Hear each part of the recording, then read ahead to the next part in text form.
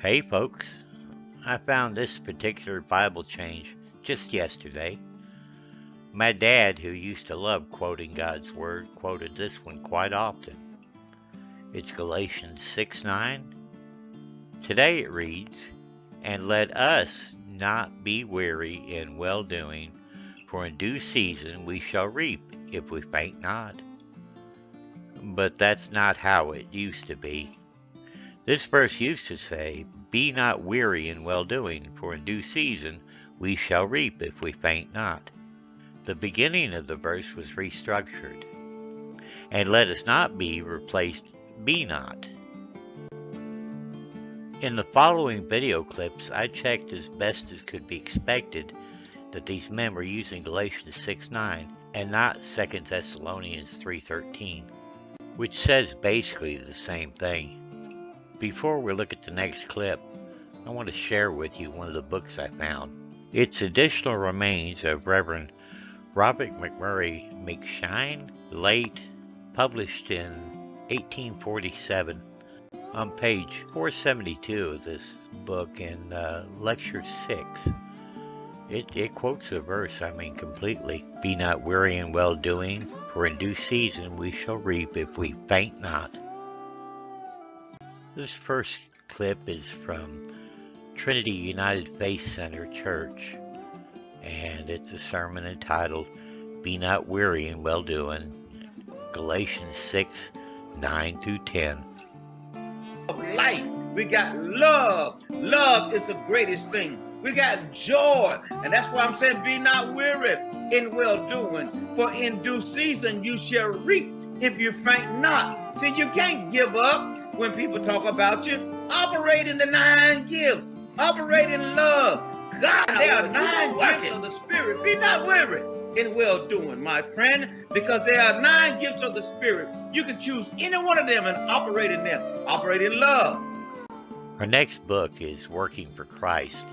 It was published in 1870, and of course it has the verse completely quoted as it was, not like it is today. Here's a clip from Friendship Baptist Farmsburg, another sermon entitled, "Be Not Weary in Well-Doing," Galatians 6:9. Hey guys, this is Jim Larger, pastor of Friendship Baptist Church here in Farmersburg, Indiana. So glad to have you join us here for our midweek service. Hey, real quick, before we get into Galatians chapter 6, verse 9, the title of my message, of course, is "Be Not Weary in Well-Doing," or "Weary in Well-Doing." That's what we're going to talk about, and I'll give you a moment to turn. The next book we found was the Friends Intelligencer and Journal, volume 57, issue 21, on page 413. And here we go again, the full verse as it was, not like it is today. Here's a sermon clip from Stephen Coleman, "Be Not Weary in Well-Doing." Of those things. My dear friends, be encouraged. And the message today is, be not weary in well-doing. Be not weary in well-doing, because there is a principle that, yes, the warning is you will sow, you will reap corruption if you sow to your flesh. And he says to all men, let us do good unto all men, especially to those who are of the household of faith. Be not weary in well-doing. I want to close with encouragement from the Psalms. I always like listening to the style the Pentecostal preachers have. This one is the Pentecostals of Cooper City. The sermon's entitled, "Be Not Weary in Well-Doing," by Pastor Hadabal.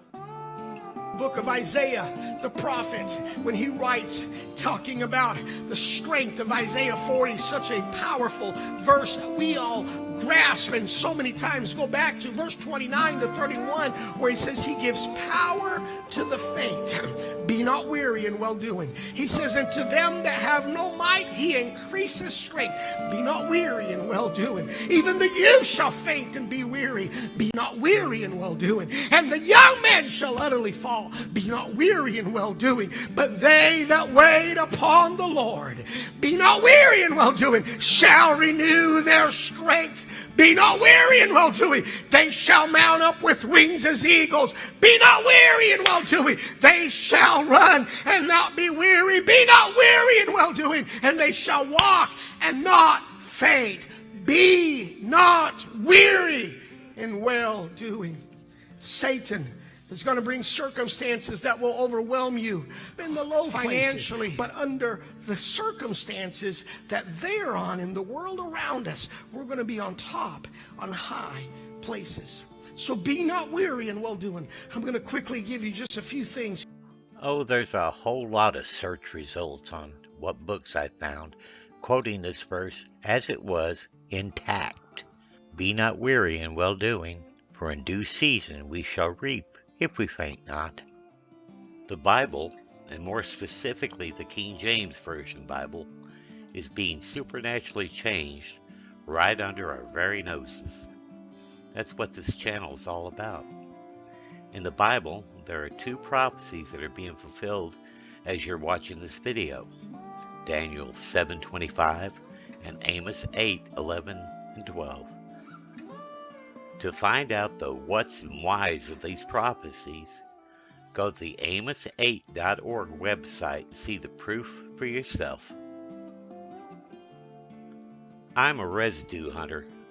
When I say residue, I'm talking about the historical proof from very old books or various videos from the past that haven't been supernaturally changed by whatever demonic and evil entity that's causing this effect.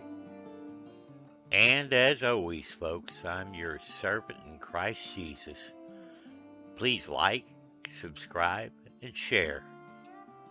See you later.